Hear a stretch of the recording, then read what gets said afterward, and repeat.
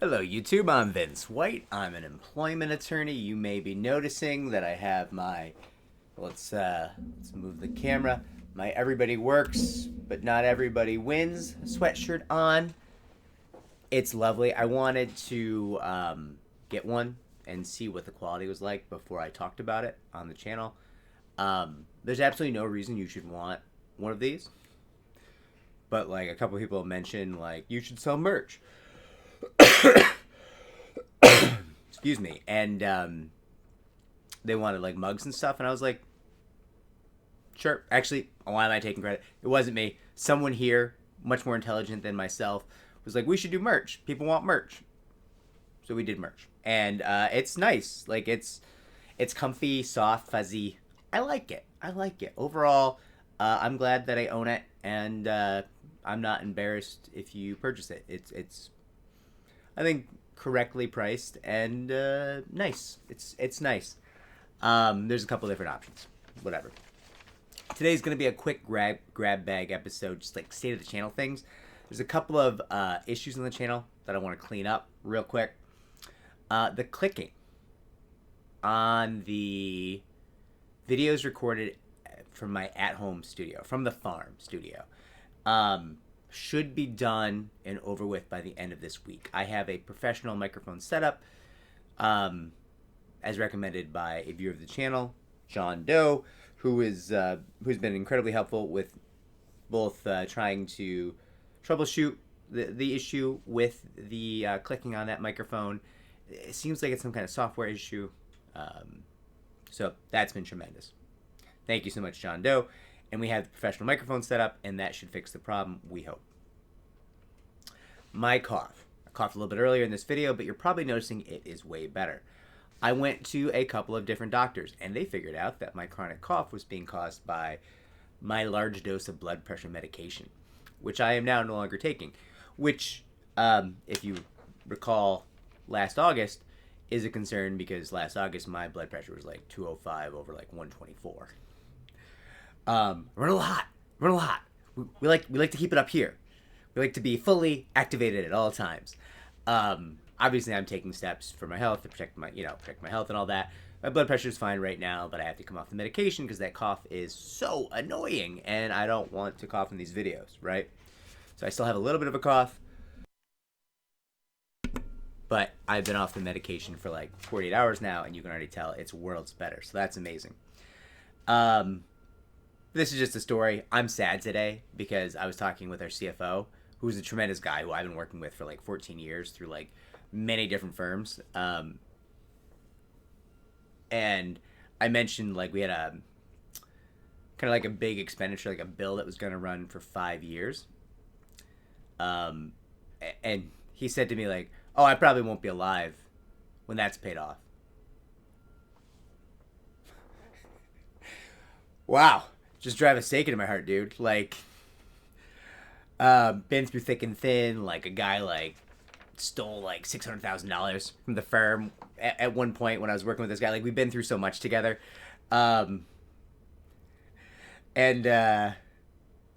just years and years and years of building firms. And for him to say, I was like, dude, why would you think that? Why would you say that? He's an older guy, but, like, in great health, tremendous human being. None of you will ever talk to him. He's back end here, but like, I'm making it about me now, right? It's like he had that sentiment today, and I like went ahead and made it about me, and because I'm flawed, deeply so. That's, I guess, everything. And now I will pay the tax because I have a story to tell you. I'm probably going to make it a two... Well, actually, I won't make it a two-parter. It won't work as a two-parter. So this is going to be a very long story today. So I have a female friend. She's very talented, professional. I'm not going to get into her industry or anything. It's very, she's well-to-do. She owns many leather-bound books, right? like, depending on...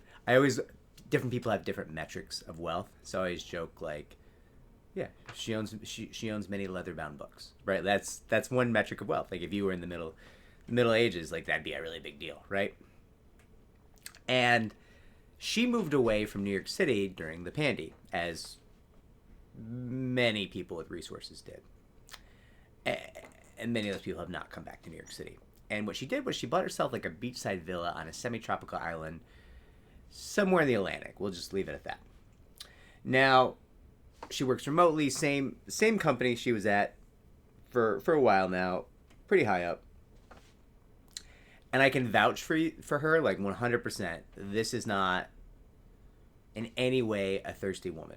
Like this one, I can give you a story. So like, this woman would never be thirsty in the workplace. True professional, no question. She also no need. Like I once was in a bar setting with her. She was actually mentoring like a group of people, and I was just there because, whatever. I'm safe and pleasant, maybe, hopefully, to some extent.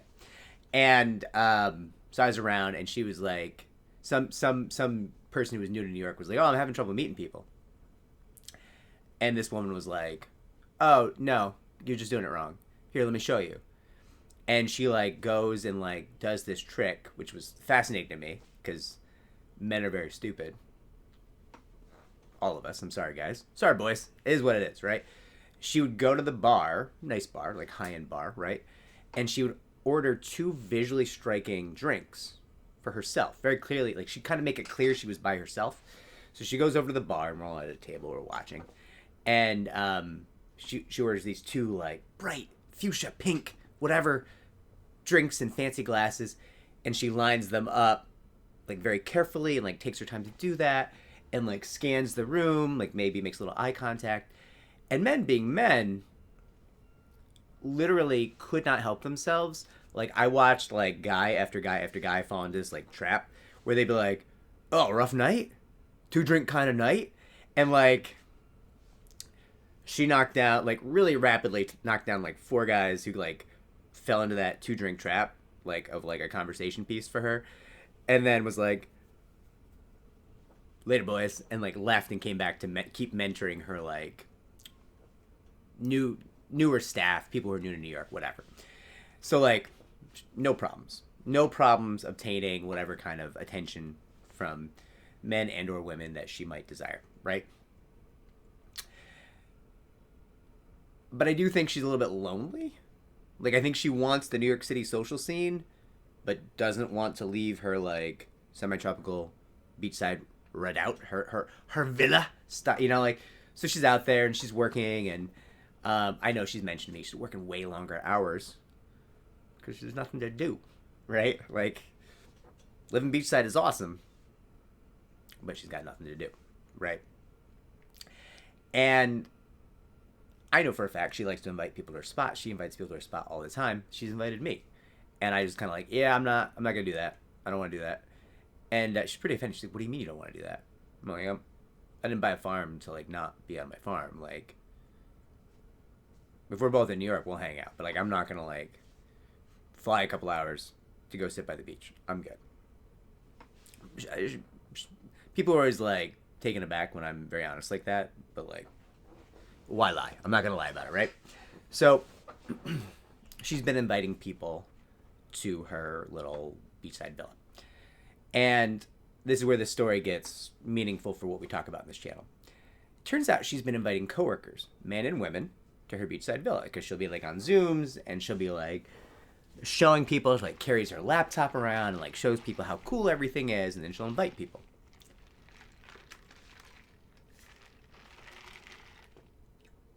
I didn't know what was on the tag. I didn't want to share information on stream. So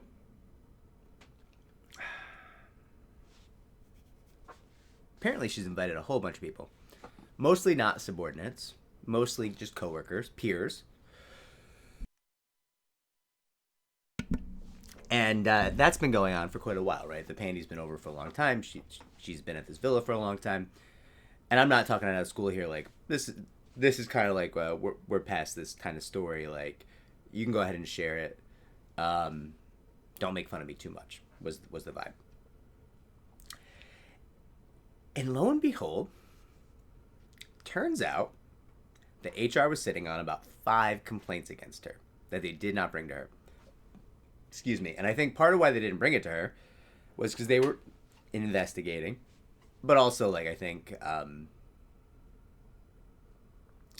many HR staff would not take a complaint made by a man, and all the complaints were made by men, but would generally not take a complaint made by a man as serious, and they would take even less serious a complaint made by a man against an incredibly important, very attractive woman less seriously, right? Like, I think there's a lot of HR professionals who are like, well, they have predispositions, right? Like, well, that woman's beautiful, and you, sir, are not. So, like, I don't believe you that you're opposed to this overture, right? Which is stupid. That's wrong. HR is failing inherently there. That's gross behavior on HR's part. So they kind of sat, but they got to like 5 complaints against my friend. And she calls me up and she's like, they just brought me 5 complaints. People are complaining about sexual harassment because I'm inviting them to come work out of my villa. Can you believe that? And I was like, yeah, I can believe that. I have to go add your name to my conflict check because I got to make sure nobody tries to hire me to sue you. She was not entertained. It was also not a joke. I actually did have to add her to the conflict check because I was like, I've known you for like, I don't know, 8 years, something like that. Like, I can't sue you. Like, that would be like, in my eyes, probably an unwaivable conflict. Like, if somebody tried to hire me to sue you, be wrong for you, be wrong for them, right? Like, I shouldn't represent them because I know you, and there might be some issue of like, am I being soft on you because I know you? And she was so offended. She was like, what are you talking about? You wouldn't take these cases. I was like, I don't know. Flip it. She's not old, but, you know, she's older than me, and I'm not young. And I'm 41. And I'm so old that I thought I was 42, but it turns out I'm only 41. I've been telling people all year I'm 42. And somebody was like, you're not. I was like, oh, cool. But put yourselves, you know, flip the situation and think it through. Guy in his 40s, middle-aged gentleman, starts inviting young coworkers of the opposite sex or you know, whatever sex they might be interested in, whatever gender, and invites them to fly hours away from the office, the central office where your company operates, to stay in his home for like a week to work. And it's kind of up front with the invitation. Like, there's not really anywhere to go here, so like we'll just have like my chef cook dinners at the villa, and you know, we'll like have some wine nights and have some neighbors over and have like parties. Nice offer, chill offer.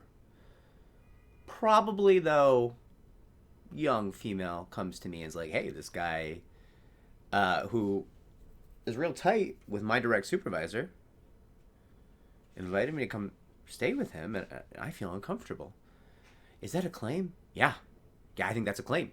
Like, I think there's a legitimate fear that a refusal could harm your career, right? Like, listen, it's not a full claim yet. There's no negative workplace consequence yet. But in terms of like, if a woman comes to me as like, should I be concerned about this? Yeah, I think you're experiencing sexual harassment. Yes, right? And basically, my friend said some mean things and hung up on me. About 72 hours passed. And she called me back. And she was like, all right, fine. I see what you're saying. I'm like, okay, great. We're making progress.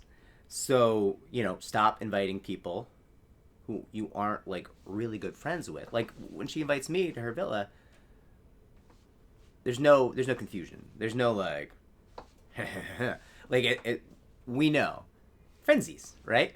Um, but if you're just inviting someone you kind of sort of know through work that you're not really all that good of friends with, and maybe you like your sole social interaction was like a happy hour 6 months ago, like a work happy hour, like that's a big leap. That's a big leap to come stay with me, right? And I understand why she did it. She wants the New York City social scene. She wants to be cool. She's talking to these people. These are her biggest social interactions because she works 10, 12 hours a day. But it is abnormal. And if you apply the lens of like, well, what if a middle-aged man did this to a younger woman who's his coworker? I think most people would say, yeah, I do feel like there's a component of sexual harassment here. Even if he didn't intend it, he could be innocent. This could be an innocent offer, right? And I was kind of like, to her, I was like, did you offer them to bring their significant others? She did in like two of them, which is good. That's positive. But the other three, she didn't. And I don't know, like, of all the other people she invited who didn't complain, because she did it many times. How often was she like, oh, bring your spouse, bring a plus one, right? Like, that helps, but it doesn't help that much. Like, it doesn't help that much, because we're not getting into why. Like, there's a lot of things that like bring your spouse could mean, and people don't know what her vibe is because they don't know her. They're not her friends. They're her coworkers. And I think that's a thing that's easy to forget is like, oh, sure, I do spend 10 hours a day working with this person, but it's coworker talk. And coworker talk is sanitized. So they don't know everything about me. So when I invite them someplace, they don't have a fullness of what to expect in their mind, right? They don't know the lay of the land, right? And I share this story, one, because it's kind of funny to me that she, who is a passionate fighter for like against sexual harassment in the workplace and for equality in the workplace, passion, like real passion for this, just like accidentally engaged in like a campaign of unintentional sexual harassment, which is a characterization that she would absolutely stab me for if she was in New York, but she's not, so it's fine. Also, she's gonna watch this video, and I'm gonna get a really mean Snapchat out of this. Now, listen, you did what you did. We talked this through. Okay, now it's still sexual harassment because she's a woman, right? That it doesn't change, and it's still sexual harassment because she's gorgeous. It doesn't change, right? And I say that because I've seen a trend on the social medias of people claiming like it's not sexual harassment if you're a Chad. If they want it, it's not sexual harassment.